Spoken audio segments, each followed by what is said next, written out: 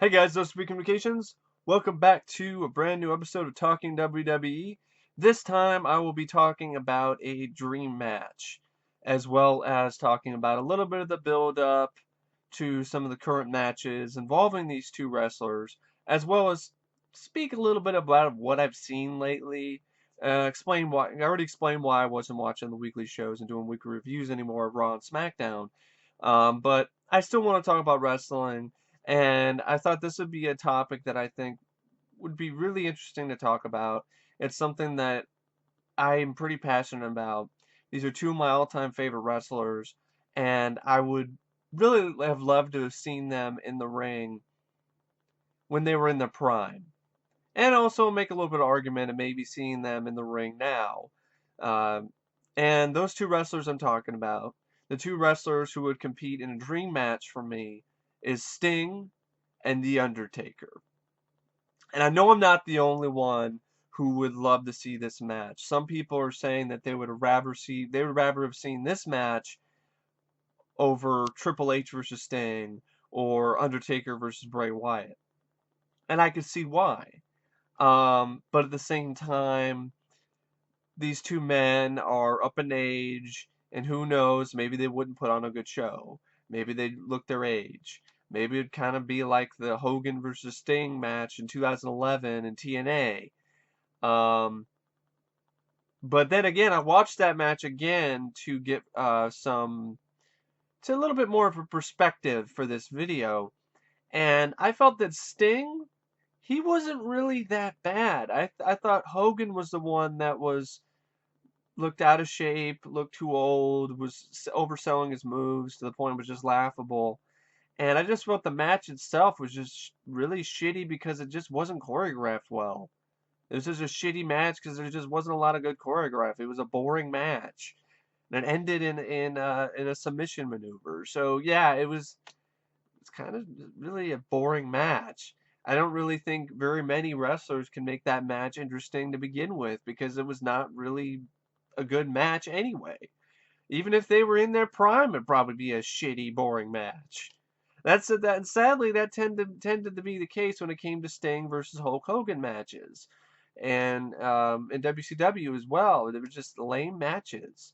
But anyway, before I get into talking about the match, um, and when I would have wanted it to have occurred, and whether or not I want to see it now, and talk about the other matches, the matches that are going to happen, I want to talk a little bit about why Sting and Undertaker are some of my favorite wrestlers. Now, Sting is actually my all-time favorite wrestler. And the main reason for that is because I didn't start out watching wrestling watching WWE. I pretty much I started watching WCW, and I started watching WCW when I was younger, and during the time when Sting was appearing on the show, the icon, in the crow makeup and everything. I never even knew he was this baby face guy wearing neon colors and had a blonde flat top. I never knew about that until later, until after the fact. I never knew that he was saved by RoboCop until afterwards, for good reason. Because that's fucking ridiculous and it's stupid. It was a terrible way to promote RoboCop 2. But anyway, I didn't know of that Sting. I was always familiar with the black clad, trench coat wearing, face paint wearing, bat wielding badass Sting. So I was always more familiar with that. The man of few words in WCW. And so I was a big fan of Sting. I think at one point I even had an action figure. I never really had a T-shirt or anything, but I would have loved to have worn one when I was a kid. And I just huge Sting fan. And I even followed him into TNA, and I really liked his matches. TNA gave him the opportunity to speak more, which was really nice to see. And early on in TNA, Sting had some absolutely great five-star matches. Even early TNA anyway was really good. I mean, 2003, 2004, 2005, that TNA. Now it's kind of just as lame as regular WWE, but early TNA was the Attitude Era reborn. You had the blood, you had the tables, you had the barbed wire, you had all of that. And it was a lot of fun to watch. You even had some WWE guys like Kurt Angle and so forth who would go into TNA. And Mick Foley was in TNA as well. I would even say TNA in its best years, in its early years, in its prime, was better than WCW because it was doing the hardcore matches that WCW just couldn't really even get away with. TNA, if you haven't checked out TNA, if you haven't seen some of the earlier TNA, I recommend it. I really do. As a fan of wrestling, I really do recommend it. Early TNA was really, really awesome. It had some really great matches. The X Division was really cool to see. You had this really cool, it's kind of like Money in the Bank type thing, but it was done way better because you had this really awesome, it's kind of like a steel cage, but it really wasn't. It was like all these, it was almost like a ladder match, but it was like, imagine if the ladder was like some big structure and people were swinging on it, kind of like monkey bars from hell in a way. But it actually worked really well. It was pretty, had some really fun matches with that, and I don't exactly remember the name of the structure, but I always remember that being fun. And yeah, TNA in its prime years was really good. There's some great Bound for Glory pay-per-views. Samoa Joe was great. The Abyss was cool. There was a lot of really cool, good matches. Rhino, Sting as well, Kurt Angle. You had Scott Steiner and so forth came in. Of course, the Team 3D. Even Jeff Hardy came in, and his match with Sting was terrible. That's when Jeff Hardy was dealing with substance abuse and showed up to the match. He was like, he was drunk off his ass, taking popping pills. It was It was really embarrassing, really. And he shows up, and Sting beats him in like a minute and a half because he's plastered off his ass. I really lost a lot of respect for Jeff after that match. 'Cause I was really looking forward to that match, but because I like Jeff Hardy, he's another one of my favorite wrestlers. But I like him when he's clean. When he's clean and sober, I really do enjoy Jeff Hardy. He's a high flying, amazing athlete and a great wrestler. But when he's not clean, he's a shitty wrestler and not a very good guy to root for, or even a good guy, period. So I heard he got clean again recently, so he's wrestling for TNA still, and I wish him the best. But yeah, I even watched Sting's last match at TNA to get ready for this, and he didn't have much to do. He just got tag teamed by Magnus and a bunch of other cronies, and they kicked his ass. And Magnus won. It really wasn't much of a match. It really was a shitty way for Sting to go out in TNA. But it is what it is. As for Sting in WWE, I was absolutely ecstatic when I heard the announcement. And I'd be lying. I think the main reason why I started watching WWE again was because Sting was coming back, was coming to WWE. I marked out. I admit it. I marked out. I'm a Sting mark, so I marked out. Yeah, and I came in my pants because Sting. Ah, no, I didn't do that, but they got close. Got close when he first showed up on Raw. I have to admit, when he showed up at Survivor Series, I definitely did mark out, and I got pretty excited. So not that excited, but close. But anyway, not nearly as excited as Daniel Bryan fans. So I swear I think every time he shows up to the ring, they all in unison come in their pants. They're Daniel Bryan, ah, and that's cool because I love the guy, but you don't need to love him that much. You really don't. And it gets annoying when you're shouting Daniel Bryan chants while other people are trying to talk, or other people are in the ring, or a match is going on that doesn't involve Daniel Bryan. Daniel Bryan isn't in the match. Shut up. But I mean, and it's not like when people change The Rock or Stone Cold or whatever. Yeah, but Daniel Bryan isn't even in any of those guys' league. So that's the problem. Daniel Bryan is a talented wrestler. He's a good guy. But he's nowhere near Stone Cold Steve Austin, The Undertaker, or, you know, The Rock's league. or Hulk Hogan or Ultimate Warrior. He's not even anywhere close. Macho Man, Randy Savage. He's not even Sting. He's not even up there. And so, that's the thing. It's like this guy, he's nowhere in their fucking league. But he's still a talented wrestler, and I like Daniel Bryan. But it's like, come on, there's other wrestlers that are wrestling, and we could be a little bit, I don't know, give some other guys a chance. Because what if Daniel Bryan retires early? Then who have you got? Who you can just start chanting for? Roman Reigns? But it's just, it is what it is.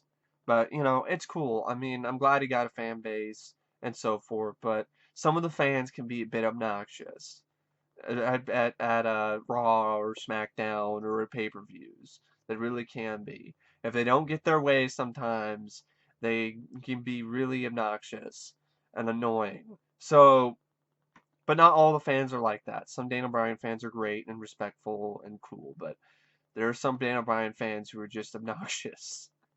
But there's some fans of other wrestlers that are obnoxious too. I'm pretty sure there's some Sting fans who are obnoxious. That's what comes with the territory with every fan base. There's that obnoxious guy or that obnoxious group. So I can't be really too upset about that. It's just, and plus I was just cracking a joke.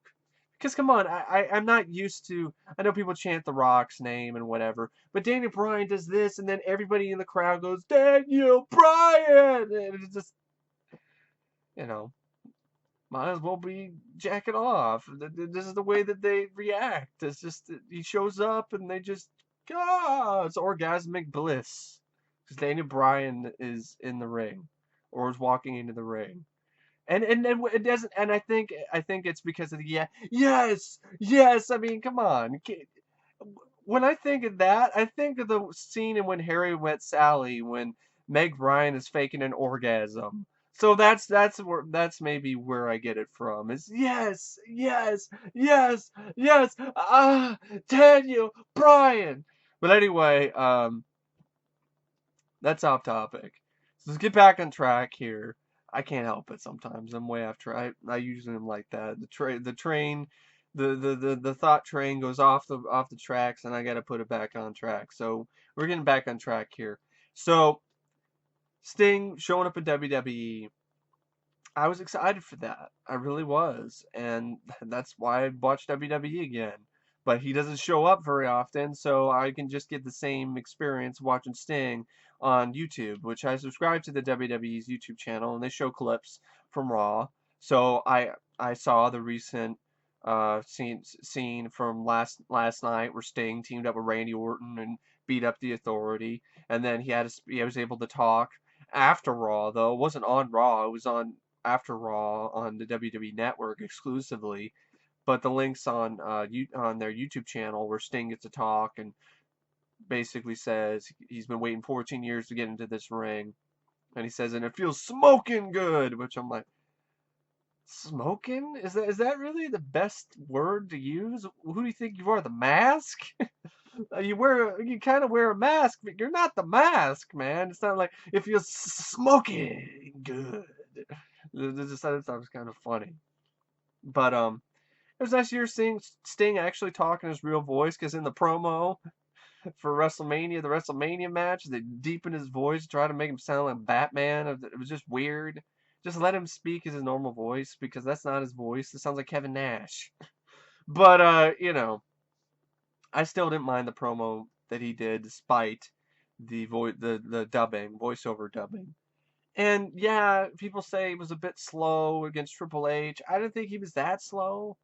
I just thought, it's a choreographed fight. It's not a real fight. It's not going to look like a real fight. It's it's just not going to, folks. That's just how it is. Um, and it's not even like in Hollywood where they can do editing tricks and whatever, and they can make it look better. They only got a few angles to work with, and that's what you got. And I didn't think it was that bad. So the little scuffle that he had at um was it Fastlane? Yeah, so, but I talked about that in the Fastlane review.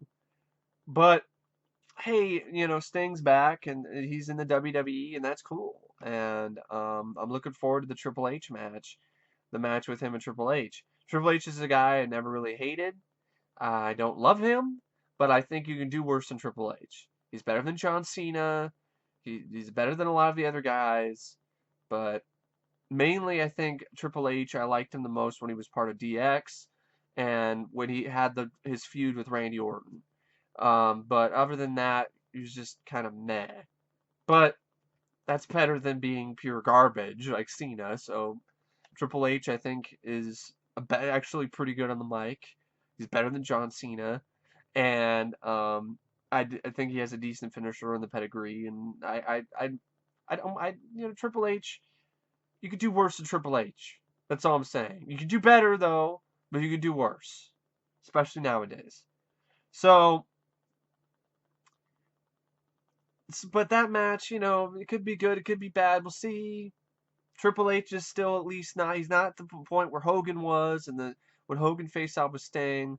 So maybe it'll be better. I'm thinking the match might be better than anything in TNA because I think WWE has better guys do better choreographing, at least nowadays. I mean, back in the early days of TNA, I thought they had some amazing matches.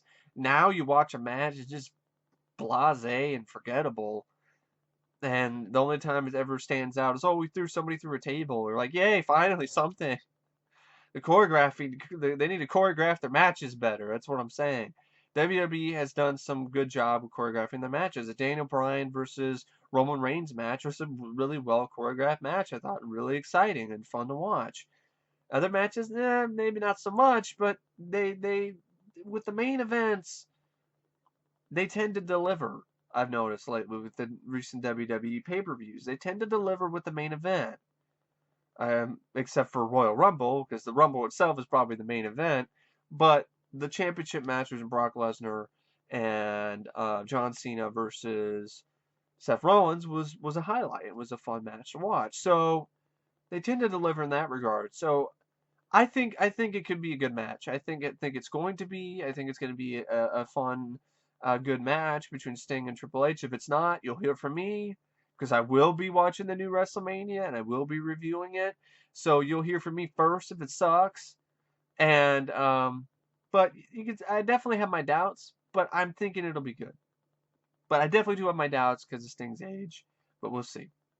Now, that's my thoughts on Sting. Favorite wrestler. Maybe it's because he was the first wrestler I really latched onto because I saw WCW before I saw WWE, and then of course I'd probably say after Sting it would be Stone Cold because then after WCW I was watching WCW I started to check out WWE and that's when the Attitude Era started and I really started to really enjoy Stone Cold and his badassness, just how badass Stone Cold is. So I really do like Stone Cold as well.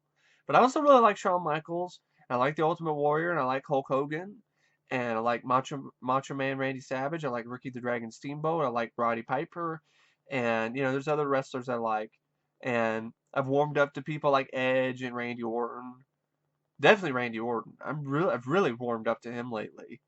And the moment he shared with Sting was really awesome. And so yeah, there's wrestlers I've warmed up to. There's wrestlers even Kane. Kane is a wrestler. Actually, Kane is a wrestler I've always liked. I think Kane in his prime is better than Daniel Bryan in his prime. But Kane is not in his prime right now. And Kane isn't the big red monster. Kane is the fucking corporate slack wearing douchebag. So of course Daniel Bryan's better than that Kane. But if this was late '90s, early 2000s Kane, he would beat the shit out of Daniel Bryan. He'd choke slam him to hell, and that would be it. So I know it's a setup, I know it's scripted, but early Kane would beat the ever loving shit out of Daniel Bryan. This Kane, not so much, because he's old, he's over the hill, and he should retire. And he's embarrassing himself and basically pissing on his legacy with this corporate Kane bullshit. But, even, like I said, yeah, early Kane, I love early Kane. He's great as well. And speaking of Kane, early Kane, uh, let's make a transition from Sting to The Undertaker. The Undertaker is my second favorite wrestler. So you have Sting, then The Undertaker. So that's just how I roll. Because also, of course, Attitude Era got me into The Undertaker. But even when I started watching wrestling again after the Attitude Era ended a little bit for the first time, the Attitude Era ended, and then I watched wrestling for a little bit while I was in Oklahoma and living with my dad. And even before that, I started watching SmackDown and Raw again, and that Undertaker was back, and Shawn Michaels was there, and that's when I actually honestly was a Cena fan. Not anymore because his matches have become predictable. He can't act. He just is a boring wrestler, and when I look at everything, all of his accolades, he just doesn't deserve 15 titles. He just isn't the guy that deserved that. Because Kane had one of the shortest title runs ever. So did Rey Mysterio. Wrestlers that are more talented and are better than John Cena have had shorter runs at the shorter title reigns than he has.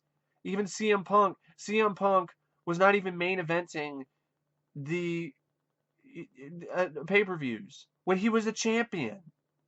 He wasn't main eventing it, and he's better than John Cena. So Cena's a whole other story. I could do a whole video just about Cena, of how I used to love Cena, but now he sucks. But that's a whole nother story. But going to the Undertaker, I'm a big fan of the Undertaker. You know, love the entrance music. It's catchy. I love his pyrotechnics. I love the showcase. I love the Dead Man. I love the Phenom, the Tombstone Pile Driver, the Shriek, and when it was ended by Brock Lesnar, I was shocked, but I was like, I could deal with Brock ending the streak. People say it should be Sting. Well, I'm like, I think Brock is a good choice to end the streak because Brock is a beast, and I like Brock Lesnar too. I liked his recent promo he did on Raw, where he's just basically saying that I'm a beast, I will destroy you, I will beep, I will fuck. Really, what he said is, I will fuck up Roman Reigns, and it's true, he will. More than likely he will, but Roman will probably still win because Brock's probably gonna leave for UFC unless they pay him enough money. I don't know. We'll see what happens. But Brock, when he said like I'm at WrestleMania, he's like, if I choose to stay in WWE, I'm gonna be the WWE champion. If I choose to leave, I'm gonna be the WWE champion. And Brock Lesnar's a beast. I think he should be on Raw more. I think they should build up matches more. I think he should be more than just a part timer. But I still like Brock Lesnar. He's got this undeniable power and this undeniable presence, which is bigger than anybody on the current roster. So it was a good choice for him to be the champion. Now, The Undertaker, there's not only Sting to me has had the same sort of presence. And people say the Sting is a ripoff of The Undertaker. Why is he a ripoff of The Undertaker? Sting isn't from hell. Sting doesn't have his power, doesn't have supernatural powers. Sting didn't get his he didn't have his powers from some urn. Sting was just, if anything, is a ripoff of the Crow.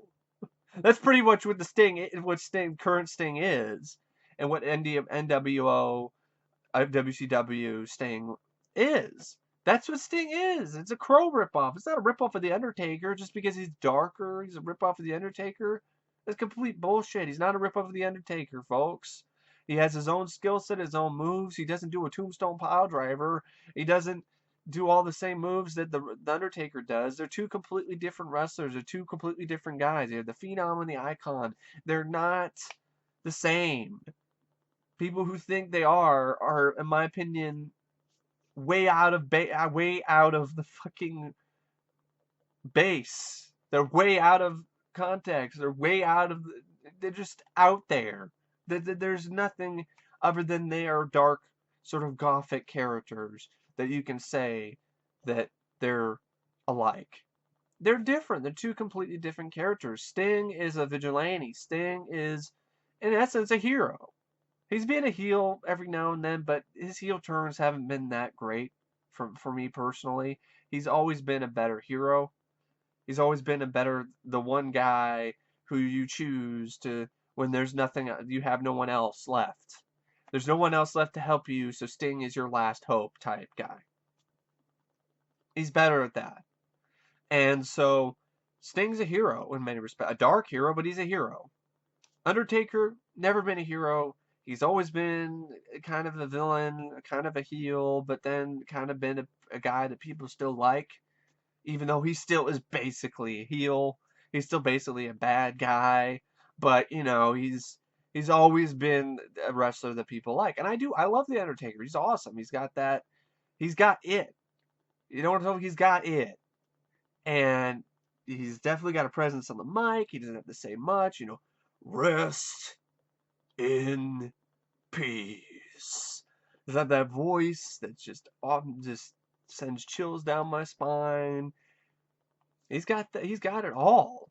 He's a talented. He's very athletic for a man his size, and he always puts out really good matches. Even the Brock Lesnar versus Undertaker match, it was still a good match, even despite him getting concussion symptoms.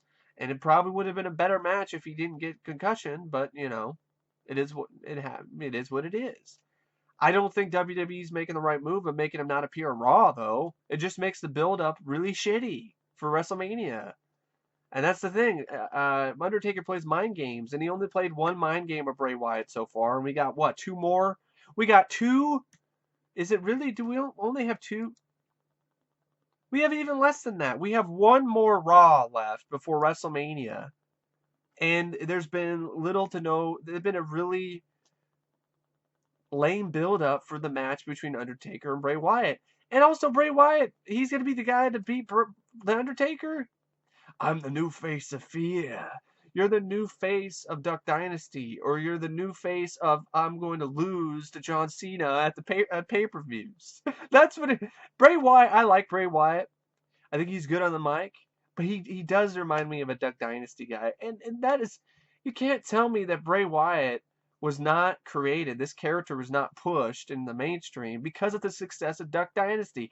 Him and his whole Wyatt family with the long beards and everything, talking in Southern accents, they started showing up on Raw and SmackDown when Duck Dynasty was huge in the ratings. It's an evil Duck Dynasty. That's pretty much what they were going for. And then the Wyatt family gets disbanded, and then Wyatt's by himself. And I gotta be honest, I think his other family members a little bit more like Eric Rowan. Eric Rowan, he's got some talent, but I definitely do think Luke Harper, this is for a big man. He moves really fluidly, and it kind of reminded me of a young Kevin Nash, and so I think he's got a little bit more talent in the ring than Bray Wyatt. Bray Wyatt has got the charisma, he's got the mic skills. But all he has is Sister Abigail for me, and then a clothesline. Other than that, he's kind of a boring wrestler in the ring. So him versus the Undertaker could be a good match, but then again, it might not be. But then again, he's had some hell of a great matches with Dolph Ziggler on the weekly shows. So we'll see. I'm not saying Bray Wyatt sucks. He doesn't. I like Bray Wyatt. He needs to work a little bit on some more in-ring stuff, but that's what a lot of wrestlers do. They start out with a little bit limited move set, and then they evolve. And I think Bray Wyatt will do that. And I think Bray Wyatt's one of the few superstars there that has a lot of potential. But they didn't build this up very well. This is the guy who lost to Cena multiple times in pay-per-views. This is the guy who got beat by Chris Jericho. This is the guy who hasn't won that many pay-per-views. And so this is the guy who you're going to put up against The Undertaker. It's kind of like, it just screams of we didn't have anybody else. You could have done Sting, but then again, Sting's only there for has only signed up for 5 appearances, and and so we can't really do a lot of build up with that. But it's just one of those things. It's like, I would have liked Sting versus Undertaker, but maybe not right now because of how old both respective wrestlers are. It might not be a very good match. It might be even worse than Hogan versus Sting from 2011 at TNA. But then again, it might be a hell of a match. They might have one great hell of an amazing match, and then they both walk off into the darkness together. Who knows? I would be lying if I said would not want to see that match instead of Wyatt versus Undertaker. Because Wyatt versus Undertaker, to me, I don't care. I really don't. The build-up, Undertaker doesn't even show up to Raw. You see, I accept. No, that's Sting. It says, I'm going to be at WrestleMania. At WrestleMania, the man comes around, which is the Johnny Cash song. It's not an Undertaker thing. The man comes around, and then some cheesy lightning strikes Bray Wyatt's chair and makes it break apart. So like, ooh, and then you hear Undertaker over the voice, Undertaker's voice over the loudspeaker, rest in peace. And then it's just like, okay, this is a shitty buildup. It was majority, it's like 90%, 99, 95% Bray Wyatt buildup and 5% Undertaker.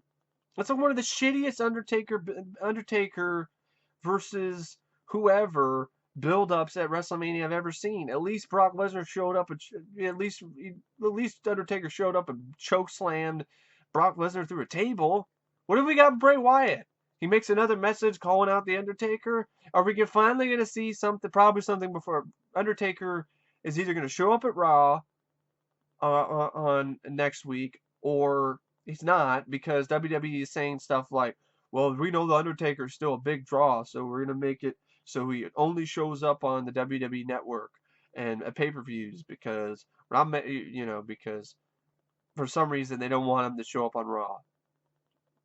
When Undertaker made the announcement, the man comes around WrestleMania and said over the loudspeaker on the week the Raw before this week's, when he said, rest in peace. That was pretty much, he was there, but he was not in the ring. He wasn't in the arena. He was punching a punching bag and training. So it's kind of like, it's a mistake, WWE. You barely have enough people signing up to the network as it is. So you're going to throw all your eggs in this basket and say, well, Undertaker's not going to show up on Raw at all, and because he's only going to be on the WWE network. What the hell's wrong with you? You're just gonna make a shitty build-up even more shittier to a WrestleMania match that I'm not even really remotely interested. Kind of am, but not really. Between Wyatt and the Undertaker, Bray Wyatt, a guy who's lost a lot of pay-per-view matches, versus the Phenom, and we have barely no build-up. All we have is Bray Wyatt talking about an Undertaker, come out and play. Please, Undertaker, talking about telling the Undertaker to come out and fight him. Of course, Undertaker doesn't even show up to Raw.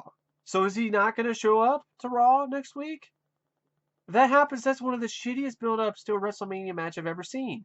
And it's much like Brock Lesnar versus Roman Reigns. They don't have a face-to-face thing.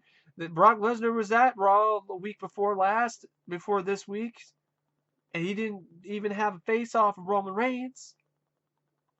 It's more like, I have to think that it's fucking Paul Heyman versus Roman Reigns. The majority of the times I see Paul Heyman and Roman Reigns face-to-face. But, hey, it is what it is. It's still a shitty build-up for a title match. Now, and what, Daniel Bryan, now he's a mid-carder. Now Dolph Ziggler's a mid-carder. Now they're all fighting in a ladder match for the Intercontinental Championship. My friend was right. They're jobbers now. Dolph Ziggler is a jobber. Daniel Bryan is going to be a jobber now. Enjoy that. Yes Nation. I think it's Yes Nation, or what is it? Yes Network, or no, Yes Movement. Enjoy that Yes Movement. But anyway, going back to The Undertaker. Big fan of The Undertaker. Love his spectacle. Love his matches. He's had some hell of a great matches, even like the Ministry of Darkness storyline. And that ties into my dream match scenario. Sting versus The Undertaker. Sting, instead of going to TNA, he decides to sign with WWE. And I think, honestly, if Sting did sign with WWE and after WCW got bought out, Vince would not have screwed him over. Because Vince isn't a moron. Vince is one thing, out of touch, but he's not a complete moron. Because I think, and at least at this point he wasn't. you brought Sting back, Sting would have come back to WWE and he would have been a headliner. He wouldn't have been a mid-card guy. You would have had Undertaker versus Sting, would have been a huge match, and WWE would have been selling a shit ton of Sting merchandise. Because Sting was a huge, huge wrestler for WCW. Big popular guy. Got big pop. And he would have gotten big pop in WWE. And he would have had matches with Stone Cold. He would have had matches with Triple H in his prime. He would have had matches with Shawn Michaels. He would have been a headliner. If you think he would not have been, you had Vince is a good businessman. He would have realized how popular Sting is, and he would have put him right at the precipice and would have had him have some big matches and would have made sure that he sold a shit ton of merchandise and sold a shit ton of tickets because Sting was the headliner in some great matches. And Sting would have been a world champion. And he would have been a multiple-time world champion. In fact, I think he would have probably held the title. He would have made it so John Cena wouldn't be this big hit title run. Sting alone might have made the Attitude Era last longer. Think about that. Sting alone might have made the Attitude Era last longer, and we might not have ever had the PG era. We wouldn't have had John Cena and his Fruity Pebbles winning multiple titles. So Sting not joining the WWE hurt the WWE. It helped TNA. It helped TNA in many ways be better than WWE while they're going to the PG era, and helped TNA get a fan base, and helped Sting evolve as a wrestler, giving him more times opportunity to speak instead of just being a mute. But I'd be lying if I would have said I would have traded his matches in TNA for matches in the Attitude Era with Stone Cold Steve Austin, The Rock, The Undertaker. And that's where I get into my dream match. The Ministry of Darkness started in 1998. It ended disbanded in 1999. For my dream match between Sting and The Undertaker, the Ministry of Darkness reforms. And this is going to be like in 2001 or 2002, because Sting's going to come into play around here. Because in my dream match scenario, Sting signed with WWE after WCW got bought out. And so what happens is, you have the Ministry of Darkness comes back. And I don't know what's going to happen. You know, they'll probably do the same kidnapping stuff, do all this kind of crazy shit like they did before. So now Undertaker is officially a heel. And the Ministry of Darkness is back. It's better than ever. It's taking out people right and left. Stone Cold can't even save him now. And so now, what do we got left? One last hope. Ministry of Darkness. Maybe they're going to do some with Stephanie McMahon again. Or maybe they're going to go after Vince himself. And then who comes out of the rafters? Sting! Sting comes out of the rafters, beats the Ministry of Darkness's ass, and then we get a face-to-face stare down between The Undertaker and Sting. And then you start the series of mind games, when they go play mind games with each other. Undertaker's playing mind games with Sting, Sting's playing mind games with The Undertaker. The build-up would have been phenomenal, alone. And then, I was not going to have the match at WrestleMania, because this is the time when Undertaker is building a streak. So I don't want the streak to end early. So it maybe be the match would be a Royal Rumble or Survivor Series or Judgment Day if that was still around then. And I would have two matches. Of course, you have one match where the Ministry of Darkness wins. They beat Sting. And maybe maybe it makes it look like the Ministry of Darkness somehow sent Sting to hell. You got to find a way, and of course, there's no hope now. And Ministry of Darkness taking over. Stone Cold tries to stop him again, but these other wrestlers just can't do it. Even The Rock can't do it. So we need Sting. And then, of course, the whole storyline would be Sting would find some way back from hell, and then you'd set up a big match with stipulations. Where it'd be, okay, Undertaker versus Sting the second time around. If Undertaker wins, Sting is basically, he has to leave WWE. But, if Undertaker loses, the Ministry of Darkness. He has to disband the Ministry of Darkness and let basically let WWE go, let it go from the Ministry of Darkness's clutches, from their reign, so to speak, and the reign of the Ministry of Darkness. And so you can have stuff where, of course, there'd be interference or whatever, but Sting would overcome the odds and he'd beat The Undertaker. And then the Ministry of Darkness would be disbanded. And then, of course, you'd still have other matches later on where Sting and Undertaker would wrestle again. You have Sting versus Kane. Or maybe you'd have the whole thing where Kane's going up against Undertaker, but then Sting comes to Undertaker's aid, which would be interesting. And then you'd have, like, you have opportunity for a lot of great matches. Maybe they become allies. Maybe you'd have, instead of a tag team of Sting and Kane, I mean, a tag team of Undertaker and Kane, you have the tag team of Sting and Kane. I mean, if it's Sting and Kane or Sting and Undertaker. So you got all these different sort of scenarios you can have.